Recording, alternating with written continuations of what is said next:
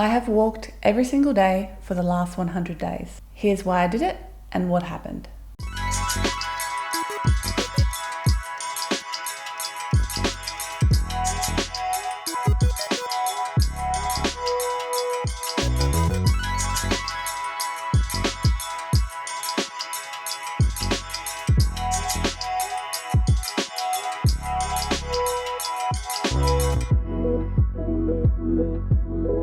So I love walking. A couple of years ago, I got into a really good habit of almost daily walks. I basically hit the late 30s, oh my God, I need to get healthier and fitter before I get old and decrepit point of my life, and decided to make a few changes.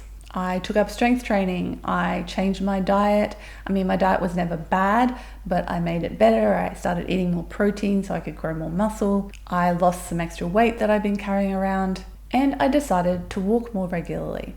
Back then I had a Fitbit and I would track my steps every day and made sure, on most days at least, that I got over 10,000 steps. In fact, I even experimented for a little while, for about a month, with doing 20,000 steps a day, which was quite full on and a little bit much to maintain on a regular basis, but I pretty much stuck with that 10,000 steps. I got leaner, healthier, happier than I'd ever been before, and my early 40s were off to an awesome start. Then I got COVID on my very first cruise, of all places. I know, how incredibly cliche.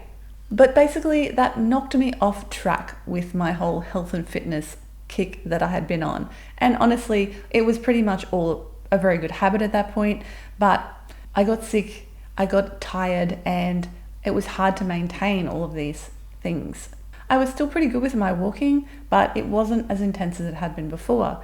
And the next thing that came along was an obsession with gardening. Now, this is not a bad thing at all. I am still obsessed with gardening. I love my garden. In fact, I love it so much, I have a whole YouTube channel dedicated to just my garden, which I will put a link to below if you're interested. And gardening certainly is excellent exercise, both for the body and the mind. But it is not the same as walking, and the time that I would spend normally on a walk, I'd started to spend in my garden. You see, I live in Queensland in Australia, and for most of the year you do not want to be outside between the hours of 9 and 4 p.m. really. It's hot, the UV is off the charts, and I've had enough skin cancers already, thank you very much. So I tended to walk in the afternoons, like after I finished work or after dinner, depending on the time of year. So last year my walking habit really fell off a cliff because I was spending so many of those afternoons in my garden. And as much as I enjoyed that, at the beginning of this year, I decided it was time to get back to walking because I seriously missed what it was giving me. I didn't really have any grand plans in mind. I just, on January 1st, decided to go for a walk and see how many days I could do it. Now, the only rule I made for myself was, you need to go for a walk every day. That was it. I didn't put any length demands on myself. I didn't put any time demands on myself. I didn't put any speed demands or, I didn't have to power walk or whatever. I didn't put any location demands on myself. I know myself pretty well by this point. I'm going to be 44 next week. And I knew that if I put all of these different rules on myself, like you have to get up at 6 a.m. and go for a 30-minute walk to get light in your eyes to improve your circadian rhythm. No, that was not going to work for me. I just needed something simple and straightforward and achievable because I wanted this to become a habit that stuck. So the only rule was you have to go for a deliberate walk. And so I started. I walked out my door and I went for a walk around my town. And then I did it again and again and again. Usually I just go for a walk around town. I have a couple of different loops that I take, which go anything from 15 minutes to an hour and a half or 2 hours. Some days I go to the forest or the rainforest or the beach. One of those days I was walking up and down a hospital corridor, fasted because I was waiting for an upper endoscopy procedure. I wanted to get that walk in, even though it was up and down a hospital corridor. And also, at least 2 of those days have literally been walking up and down inside my house. One of which because we had a cyclone, and the other of which because there was a severe thunderstorm warning, and I was like, probably best not to go out there. Not to say that weather has stopped me. In the past, if it had been raining a bit or windy, I would have been like, I can walk tomorrow. Not anymore.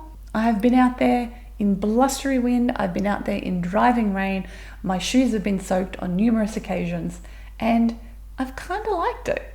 There's something fulfilling and a little bit thrilling about going outside when the weather is a bit crazy. We're so comfortable, we're so used to being comfortable, we're so used to being in our little protected bubbles that sometimes there's something exhilarating about breaking out of that, even if it's a little bit uncomfortable. And of course, at the end of it, I get all the benefits of having a walk and all the benefits of having ticked another day off of walking every day.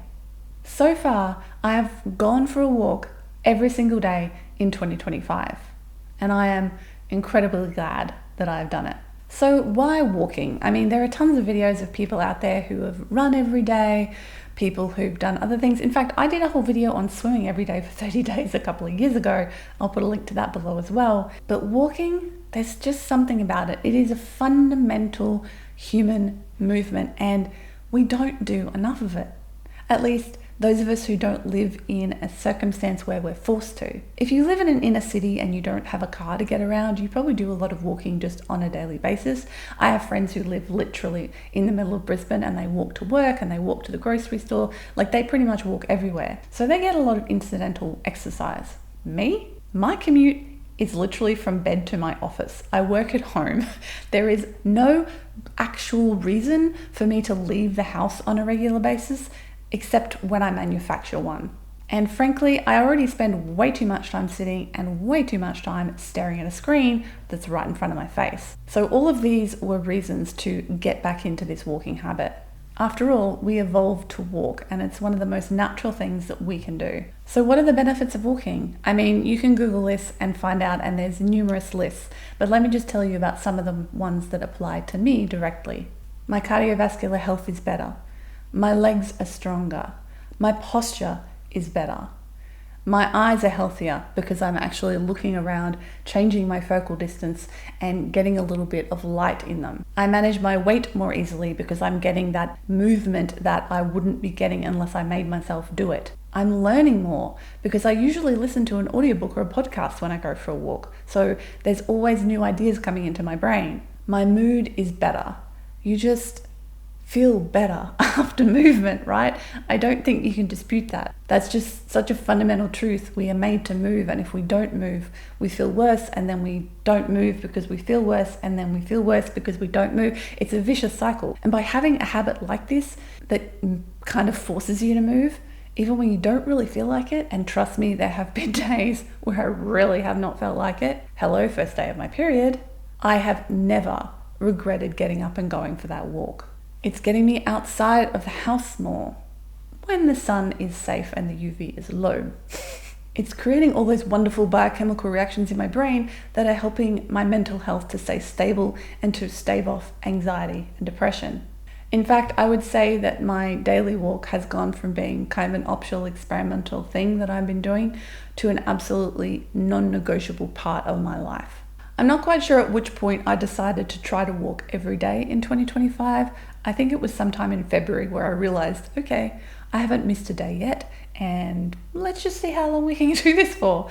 So that is my current goal, is to walk every day the entire year of 2025, and then we'll see what happens after that. I was listening to a podcast recently on one of my walks with a lady who had walked every day for about 13 years.